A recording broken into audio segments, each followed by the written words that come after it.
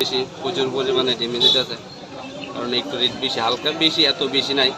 80 টাকা 100 টাকা কেজি মাল আইতেছে না, মাল রাস্তা খারাপ এই কারণে আইতেছে না। 4 দিন 5 দিন লেট করে গাড়ি আইতেছে, রেটও বেশি, বাজারও কারণ বেশি, দামও বেশি আর চাহিদাও বেশি, আমার বলছি এই কারণে।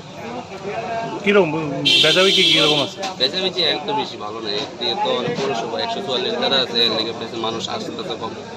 যে আমার বেশি উপলক্ষে না না, সেরকম বেচা কিনি না, আগের মতন না, নেক্সট বছর মতন, আগের বছর মতন বেচা কিনি না, একদম কম। হাইস্ট কত করে আছে? হাইস্ট তো হিমসাগর আছে 120 টাকা, আর আম্রগুলি আছে 100 টাকা, ল্যাংড়া আছে 100 টাকা, লক্ষণভোগ আছে 80 টাকা কেজি।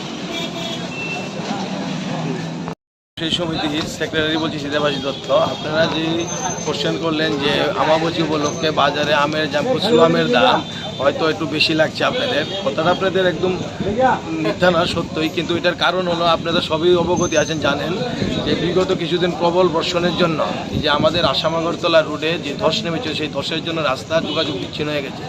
সেই বিচ্ছিন্নতার দরুন আমাদের যে আমাবচি উপলক্ষে যেই সমস্ত গাড়িগুলো ছিল, সেই গাড়িগুলো বিগত প্রায় আপনার 8-10 দিন রাস্তায় আটকে ছিল। সেই আটকানোর দরুন এটা পচনশীল জিনিস কাঁচা আমার সবারই জানা আছে, 70% মাল আমাদের নষ্ট হয়ে গেছে।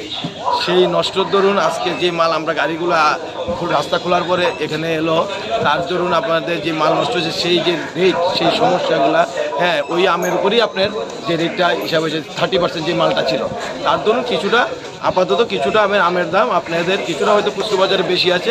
কিন্তু বিগত 2-3 দিনের মধ্যে আমাদের নতুন যে গাড়িগুলো লোড হয়েছে, সেই গাড়িগুলো আসলে একটা সামঞ্জস্যের মধ্যে রেটটা চলে আসবে।